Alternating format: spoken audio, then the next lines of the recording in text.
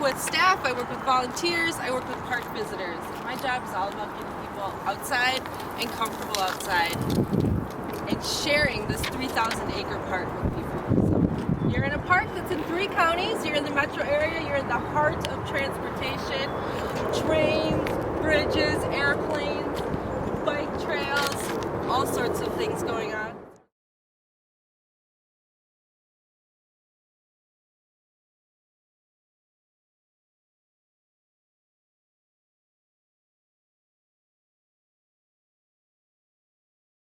News on what was happening to their uncles, their fathers, their cousins, their brothers.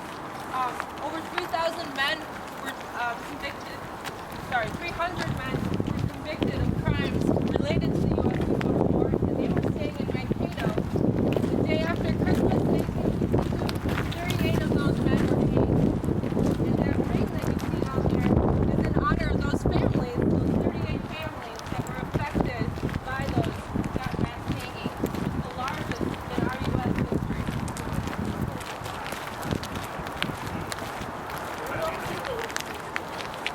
The largest, I don't know if it was the last. Oh, really? Sorry to freak you You out. can see the fort up on the ridge right there.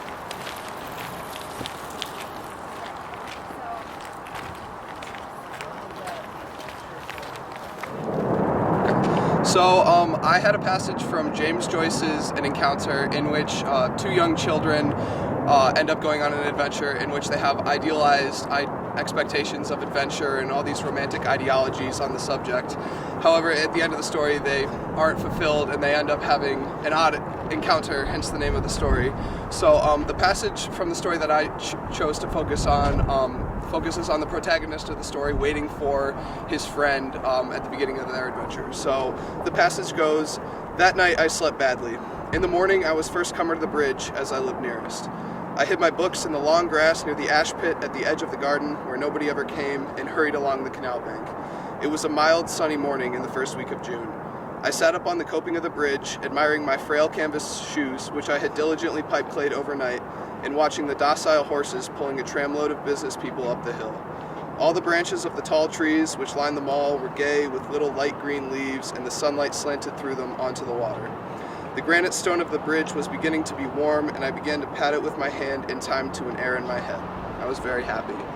So a major theme of that passage was using place as a mechanism to establish this notion of innocence and this notion of adventurism that the author Joyce wanted to portray amongst this young child.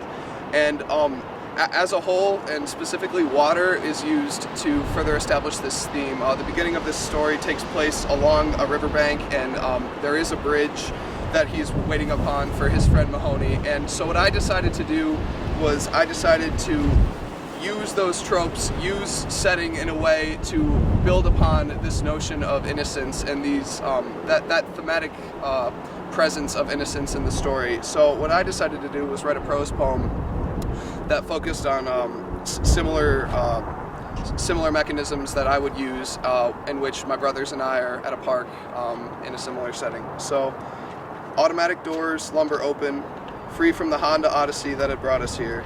Baseball gloves and water bottles fall out of the trunk. The park is ours.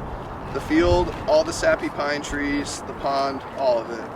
With our gear in hand, we set off. The wind blew my hat into the grass, so I had to go and get it, but we were off. Turn and wave to Mom as her car pulls away. In the woods, you couldn't see any buildings. An afternoon all to ourselves in the wilderness. What do you guys want to do with all this wilderness? A lot of other people wanted to spend a day in the park, so we went to the pond. I wish we brought bathing suits, but the water wasn't deep enough anyway, so it was okay. We could play catch instead. Our baseball rolled under cars and flew over picnics until it found its way into the pond, and that was that. It was another hour until Mom would come and get us. We went and sat on the edge of the bridge over the pond. All kinds of fish were swimming beneath our dangling feet. There were frogs everywhere. You could hear them croaking with the buzzing flies. It was really loud, but I liked it. And Eric and Graham, they liked it too. We laid on our backs and felt the warm sun on our faces. We were happy. So just a quick analysis and summary of that.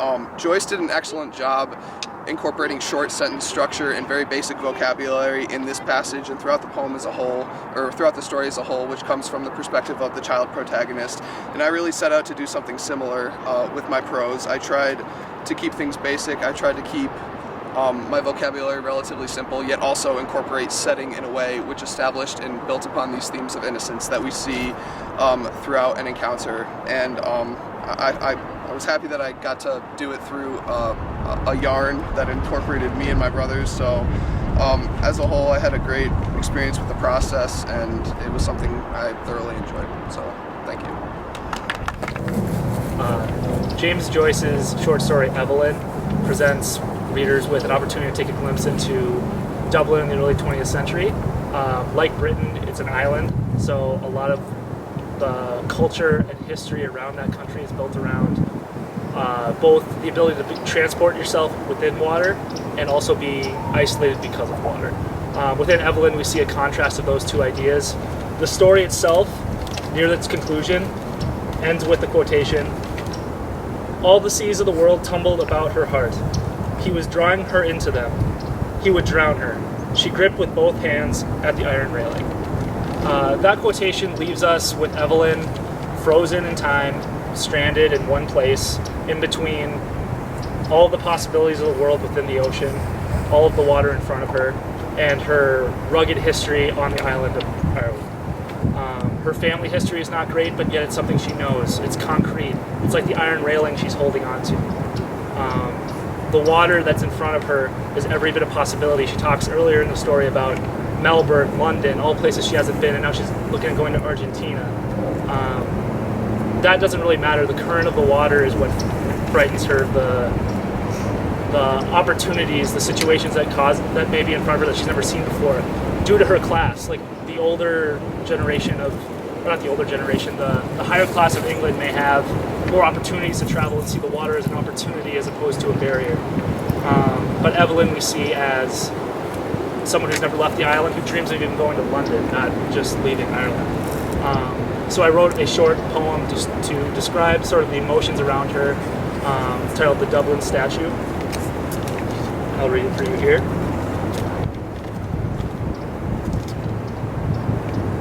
Her eyes gave him no sign of love or farewell or recognition, a form of premonition. Years past and future ache forward, backward, from shore to sea to shore. Water pulsing through her veins, frozen in the Dublin rains. Holds an Argentine future, the Melbourne heat, a London night. Centuries flow across the Atlantic, ships and sailors, countless antics. Taking, living, growing, seizing, still Evelyn stares upon the docks. Thank you.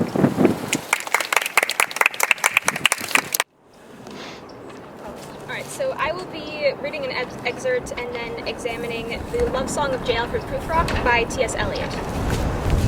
Would it have been worthwhile if one, settling a pillow or throwing off a shawl and turning toward the window should say, "That is not it at all, that is not what I meant to say at all. No, I am not Prince Hamlet, nor was meant to be an attendant lord, one that will do to swell up progress. Start a scene or two, advise the prince, no doubt an easy tool, deferential, glad to be of use, politic, cautious, and meticulous, full of high sentence, but a bit obtuse, at times indeed almost ridiculous, almost at times the fool. I grow old, I shall wear the bottoms of my trousers rolled. Shall I part my hair behind? Do I dare to eat a peach? I shall wear white flannel trousers and walk upon the beach. I have heard the mermaids singing, each to each. I do not think they will sing to me. I have seen them riding seaward on the waves, combing the white hair of the waves blown back, when the wind blows the water white and black. We have lingered in the chambers of the sea, by sea girls wreathed with seaweed, red and brown, till human voices wake us, and we drown. So now, if you will, please imagine that you are enjoying a nice swim at your favorite beach, lake, or pool. You're swimming completely submerged underwater, having a grand old time. Maybe you're admiring the way the light filters through the waves. Until suddenly you notice that you're running out of air. It is nothing life-threatening. You know that the surface is just moments above your head, and there'll be plenty of air for you in just a few moments. However, your chest might start to tighten, and your limbs may begin to shake. In this moment, your body makes you feel vulnerable to any possible danger. This is what anxiety feels like, and this is what our poor protagonist, J. Alfred Prufrock, experiences in his social encounters with intelligent and beautiful women, when his fantastical mind is forced to face a frustratingly intimidating reality. Prufrock is a dreamer, like any socially awkward introvert. He imagines himself to be an ageless Lazarus, a loyal and comical knight, or a dapper gentleman who observes the sights of the city with grace and intelligence. However, when he tries to impress others with his ideas, his fantasies fall away and words fail him. He begins to worry that he's not good enough for the intelligent, high-class women, that he's too awkward, too old, or that he'll never be able to say what he really means to say. He even goes so far as to wonder, do I dare disturb the universe? The ending of the poem shows just this moment. Prufrock imagines himself as a hero in this great fantasy represented by the idyllic imagery of mermaids in the sea, when the reality of human interactions and possible judgment tear the dream away and leave Prufrock drowning in anxiety and self-doubt. The sea, a body of water shrouded with tales of fantasy and adventure, appears here as sad and even menacing. In this way, it represents the crossing between the imagined and reality, and physically embodies anxiety itself. So, this poem ends on a pretty low note, but I have some advice for our dear friend Prufrock. I know how enticing it is to hide in a dark corner, or, in your case, picture yourself scuttling alone at the bottom of dark sea. Social encounters and conversations can be incredibly frustrating, and when you find yourself not acting exactly how you had imagined, or when the people you admire seem to judge you, it can be a bit terrifying. Exposing yourself to the world without the protection of your fantasies can be an excruciatingly terrifying display of vulnerability, but maybe instead of picturing your anxiety as a sea that you're drowning in, picture it as some rough waters that pop up now and again. It will take some work to navigate your way through them, but you will eventually sail past. Remember, the universe always benefits from a dreamer who decides to be brave and share his true self with the world. In our class, we read A Sea Story by Byatt, and the story examines the interplay of romanticism and realism in both our relationships with the environment and our relationships with other people. And in the story, Harold, a poet, falls in love with Laura, an oceanographer, and he only expresses his love by writing a little note and casting it into the sea in a bottle. And the bottle actually contributes to the pollution which kills Laura. So the passage I want to read is one about Harold throwing his love into the sea. He signed the letter and added his address. Then he rolled the message and put it into a Perrier bottle. The green plastic was lovely, and Perrier had been Laura's preferred drink in the 3 tons. He did not know whether casting his love away into the sea was an attempt to drive his love from his life or a hope for some improbable luck. In order to show himself that the gesture was serious, he added his great-grandfather's carnelian signet ring and some threads of his own hair. So, in this passage, I want to highlight the futility of the ring and his hair. If Laura did end up receiving these objects, she might think the ring is one of an engagement ring, and she would probably be disgusted by the hair. And I think this shows that the materials around us, they do symbolize things, but they only symbolize them in the context that we present them. And before coming here, I thought about the reasons why we pollute. And in the story, Harold pollutes because he has these feelings that he wants to express, but he never does so through his words, and he feels the need to either throw his love away or express it, so he casts this object into the sea. And I just wanted to share some stories about my friends and I, and how we polluted and how it kind of illustrates the same concept. So a few weeks ago, I was laying on the lawn and we were doing a group presentation, and I was very sleep deprived, so I was continually chewing gum, and finally it was over and I was like, yes, and I felt like I couldn't tell people I really want to leave and sleep because it was an obligation. So I left the gum wrapper on the lawn, and I was like, yeah, I'll just leave it there to kind of express my frustration. Of course, they all saw it and they were like, oh, you left your gum wrapper, so I had to pick it up anyways. But that's one example. Another one is my friend E. He broke up with his girlfriend about a year ago, and he was drunk and texting her, oh, I still love you and I still have feelings for you. And she was asking him, oh, if you really love me, can you Venmo me money so I can get food with my friends? and he was getting increasingly frustrated, and I was like, hey, like, let me take your phone so you can't talk to her. And I was like, she's just using you, and he was getting angrier and angrier, and he had this beer bottle in his hand, and he's like, let me see the phone, and I'm like, no, you shouldn't talk to her. So then he ended up throwing the bottle against the side of the house and kind of colluding because he couldn't express his frustration.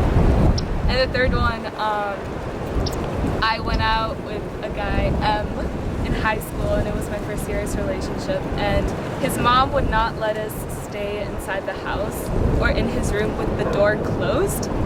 And of course, like, you want to experiment sexually when you're in your first relationship. So we took a lot of walks outside, and I remember once she yelled at us because the door was closed. So we went on a walk to a golf course, and we had sex on the golf course, and then afterwards we tied the condom up, and we're like, oh, haha, it would be so funny if we like threw it into a tree for everyone to see, because I guess we couldn't feel like we could tell his mom that we were frustrated by this, so we decided to make it like a huge public thing and let everyone see.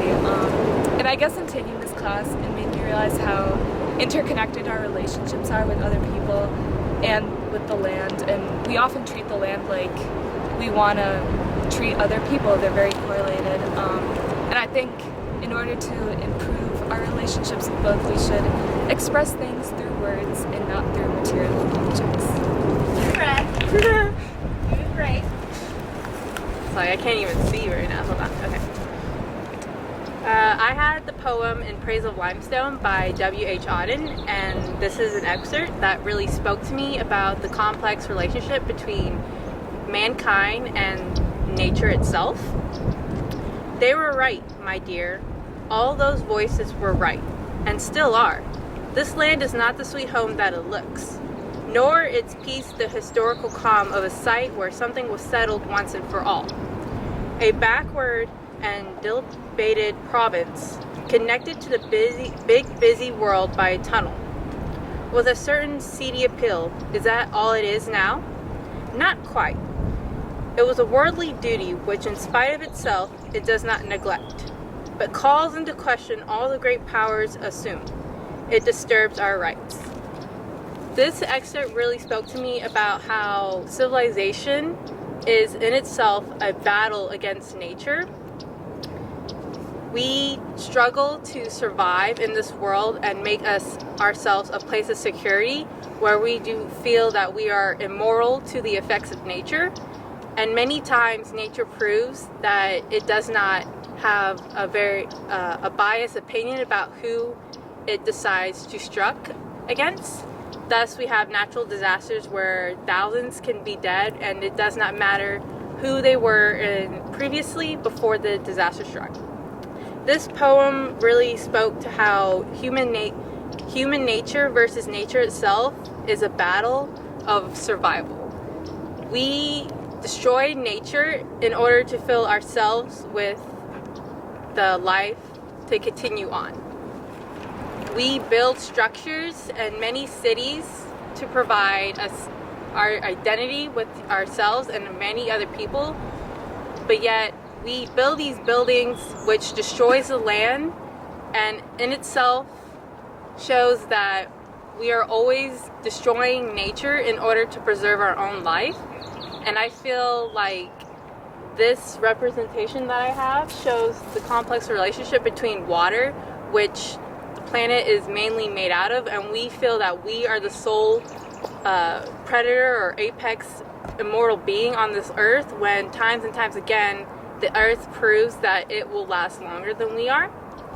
And so I wanted to depict a sort of abstract buildings to where you can kind of visualize civilization in itself is very meek compared to the vast water against the world. Okay, so first I'm going to read a passage from Virginia Woolf's Mrs. Dalloway. Quiet descended on her, calm, content, as her needle, drawing the silk smoothly to its gentle paws, collected the green folds together and attached them very lightly to the belt. So on a summer's day, waves collect, overbalance, and fall, collect and fall, and the whole world seems to be saying that is all more and more ponderously, until even the heart in the body which lies in the sun on the beach says too, that is all. Fear no more, says the heart. Fear no more, says the heart. committing its burden to some sea, which sighs collectively for all sorrows and renews, begins, collects, lets fall. And the body alone listens to the passing bee, the wave breaking, the dog barking, far away, barking and barking. So, like Esha, I also thought about the relationship between waves and trauma, and in this passage specifically, waves as the imagery of waves as a sort of isolating force in Clarissa's life, and also taking into account especially the fact that Virginia Woolf herself committed suicide by drowning. And while waves are a lot of the time considered a calming actor, a lot of the time in literature and in real life, in natural disasters, in suicides, waves are a violent force. So in sort of response and in conversation with that, and especially being at a poetry slam tournament the past week in Chicago, I was inspired to write a personal poem sort of about those themes. The first time I go into a wave pool, I almost drown. I watch everyone jump, bodies lifted and placed back down by waves coming from nowhere. A false ocean pushes them backward, and they become weightless, flying towards me like trash carried to shore by an artificial sea.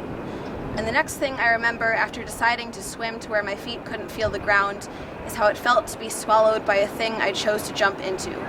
Thinking, what is this new danger in a pool so clear I can see my whole body when I go under? And if not fear, maybe just submission. And if not drowning, maybe just breathing water instead of air. And if part of me didn't want to be saved by the lifeguard was even an emergency in the first place. My lungs filled with chlorine, and all that was left to do was to wait for the siren, the signal that meant they were done, spent. And by the time the crashing softened, I was lying in the shallow end, dry and collapsing like a beached whale, and all I could taste was salt. Lungs only know how to reject the fluid that fills them. But when water goes down the wrong way, you drink more water in hopes the feeling will stop, because you must have done something wrong the first time. This is how you can nearly drown in a wave pool and go back in the next day.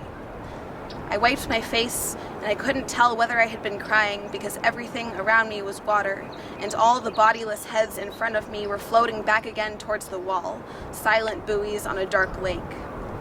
I sat on the edge and watched the bobbing, let the end of each wave lap at my feet for what felt like hours. And as their bodies flew off the ground, they smiled, and they screamed. Hey guys, so today I'm presenting on Seamus Heaney's book of poems North, specifically Viking Dublin, a Trial Pieces. Like a long sword sheathed in its moistening burial clays, the keel stuck fast in the slip of the bank, its clinker-built hull spined and plosive as Dublin. And now we reach in for shards of the vertebrae, the ribs of hurtle, the mother-wet caches. For this trial piece incised by a child, a longship, a buoyant migrant line. That enters my longhand, turns cursive, unscarfing a zoomorphic weight, a worm of thought I follow into the mud. And so with this poem I was really interested in looking at invasion, both with Vikings and ships, but also with language. And so I was looking at the Irish Celtic Gaelic language and kind of interested in like how it has really weird spelling because the Roman alphabet and it don't get along so well. And so I found a poem by an Irish author, Nuala Ní Chonail, kind of about this. I'm going to perform it both in the Irish Gaelic and in English. Kirim mochokas arsna, iwadin tangan, Mar alaikfa ninan I gilayavan a vaich fieta fuita di glocha fialistraim is biturman agus peak ve kimilta linea hoin ansan alaiha shis I mais na nich kach is Kayal Nivan Shi Yativ Nahavan Fia Aksaint Ne Adraish A Davaraish and Srue. And so in English, I place my hope on the water in this little boat of the language, the way a body might put an infant in a basket of intertwined iris leaves, its underside proofed with bitumen and pitch, then set the whole thing down amidst the sedge and the bulrushes by the edge of a river, only to have it borne hither and thither, not knowing where it might end up. And so I actually made a little boat out of paper, and then on it I wrote, I can get it to do the boat thing. On it I wrote the poem both in English and in the Gaelic. Are you gonna? There we go. That looks kind of like a boat. So I'm just gonna like set it loose.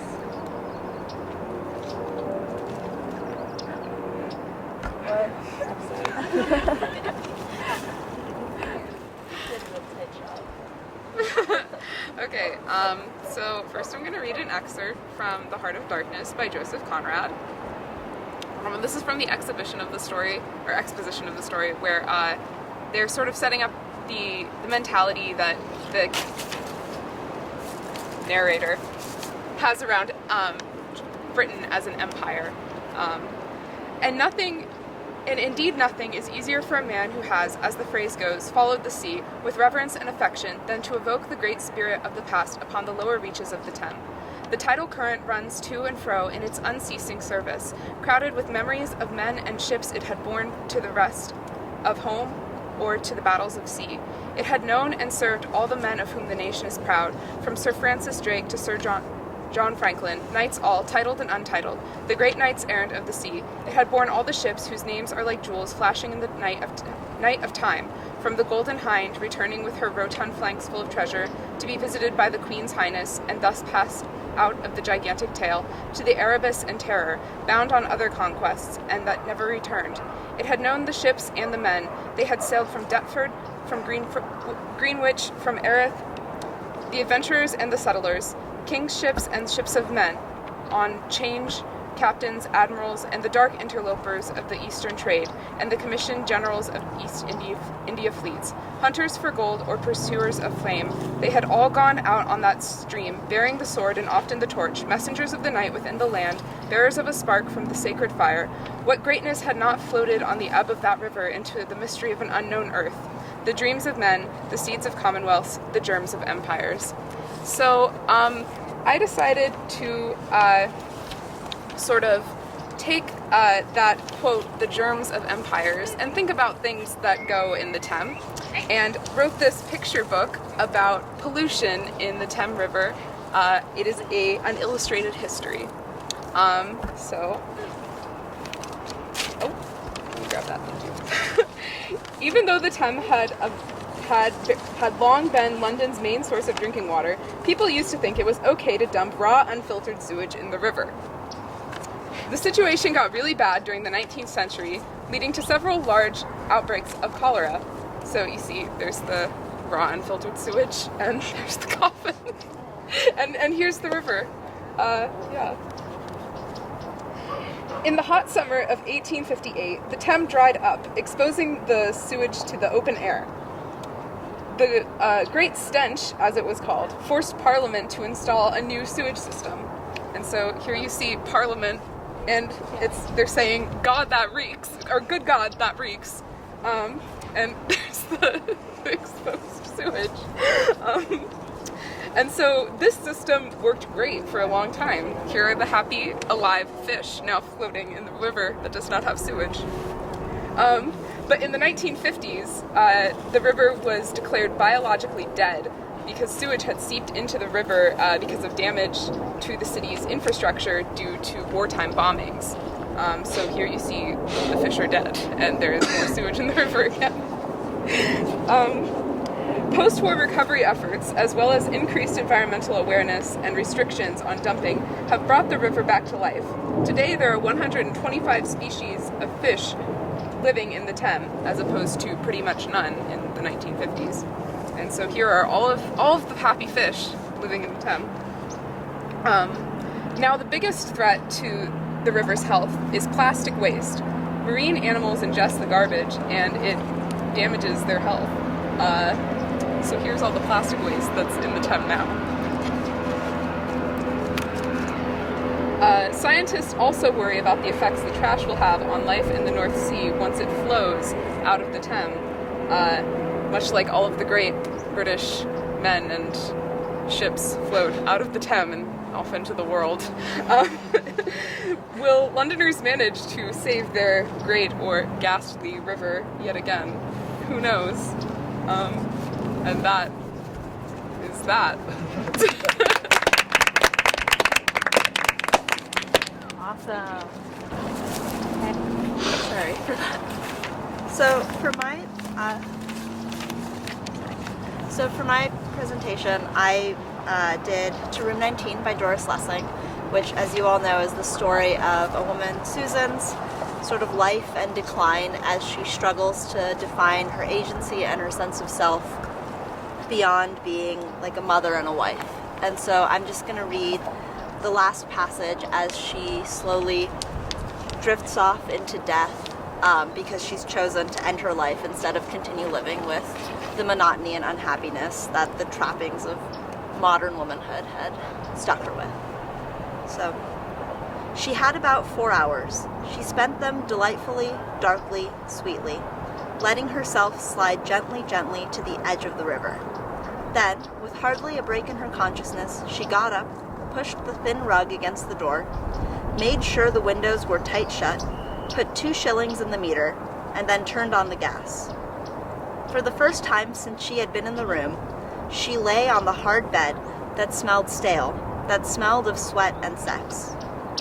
She lay on her back on the green satin cover, but her legs were chilly. She got up, found a blanket folded in the bottom of the chest of drawers, and carefully covered her legs with it. She was quite content lying there, listening to the faint, soft hiss of the gas that poured into the room, into her lungs, into her brain, as she drifted off into the dark river. And so I think this passage really shows how the river, which throughout the story is kind of a source of comfort and agency for Susan, becomes a symbol of trauma. And not just for the main character, but for a lot of women, or upper middle class white women at the time, this idea that it represented the struggles that they had. So I started thinking about other bodies of water that kind of represent historical trauma, and there's one quite near us, which is Lake Calhoun, as you guys might know it. It's also known as Lake Bidimakaska, and so that's the original Dakota name. And so this has kind of a troubled history, which starts with the name, I think. So here's kind of a topographic map of Lake Calhoun, if you guys can all see it. So it's named after John C. Calhoun, who was vice president, I believe the 6th vice president, and he was very pro-slavery. A lot of his writings on the South and slavery contributed to the ideas of the secession. So recently there kind of have been conversations about why we have this large body of water in Minneapolis and St. Paul that's named after a person who certainly doesn't represent the values that we hold. And after all, this is land that was originally inhabited by the Dakota people, and so this is an artist rendering of sort of a settlement by a river or a lake. And as our guide today actually mentioned, they've had quite a history of trauma in this country. Their land was taken from them, they were killed. This is a depiction of the execution of 38 Dakota Indians, or a subtribe of that group. And as our guide said, it was the largest execution in American history. And so the naming of Lake Calhoun and the efforts to rename it really speak to how that water represents a source of trauma for these people and a dark spot in our history as well. And so there have been efforts to rename it, but there's been some political pushback to that, in part because there are laws in place that prohibit the renaming of certain state features such as lakes. And so a couple years ago, activists overnight put up new signs over the signs that used to say Lake Calhoun, and they used Lake Midemakaska, which is an alternative spelling of that name. Those signs were later removed, and so this is actually an image of one of the activists who's been working really actively on this issue. I thought this was a great picture because he's, in a body of water. His name is Sid Bean. He's of both European and Dakota descent, so this is an issue that's close to his heart. And so as of right now, the way it stands, signs have both names on them, so they'll say both Lake Calhoun and Beremakaska, which is the modern respelling of that name. But it's kind of up in the air as to whether the land can be officially renamed, because there's a law in place that says, I believe, the water can't, spaces like that can't be renamed after more than 40 years. But activists are really pushing for it, and I think it's a good cause.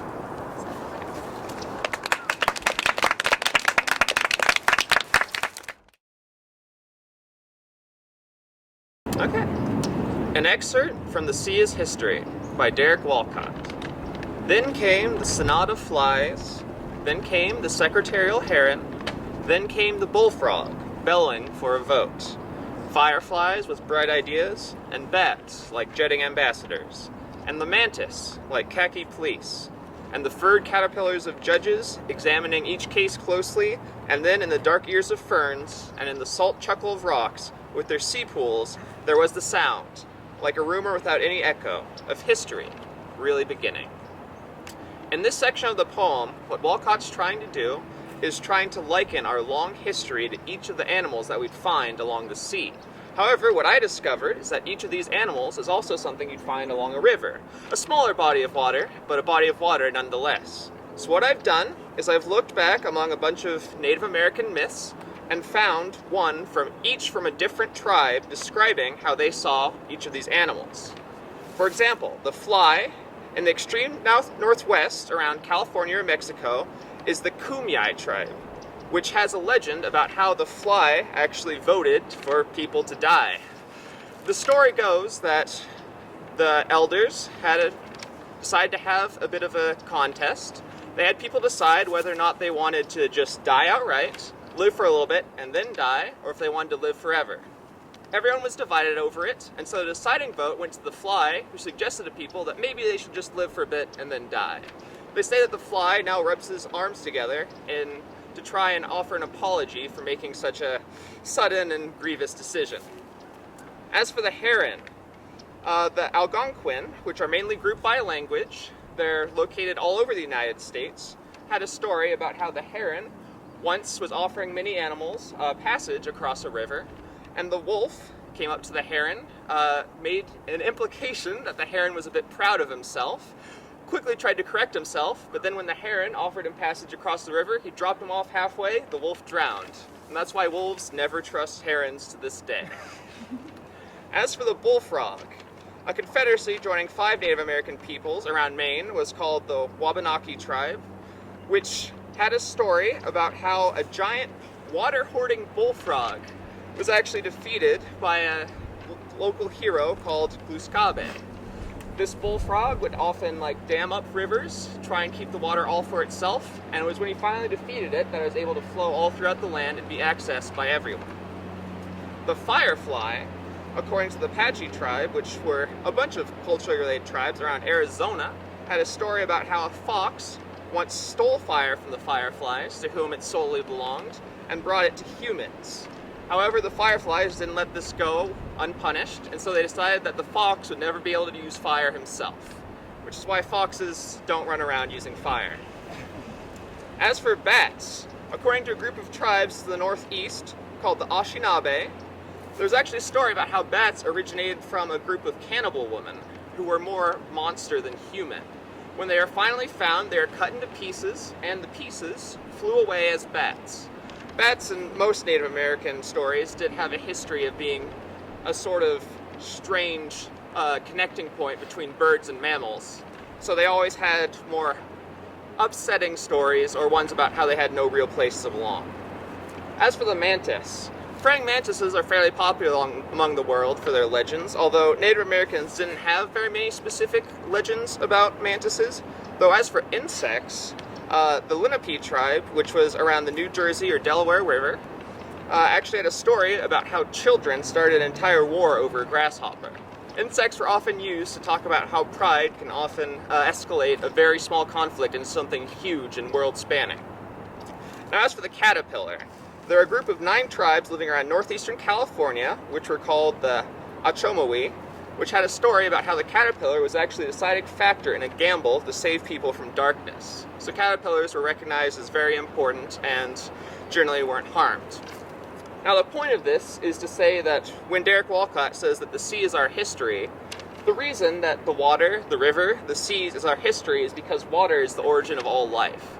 Where there's life, there's history, not only from life, but about life. The point of many of these old legends was that not only did they explain the concrete, physical ways of the world, they also ascribed our most human flaws, strifes, and circumstance to the grand whole of creation.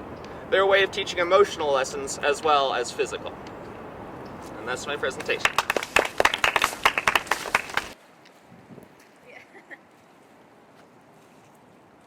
Jake, do you think that they're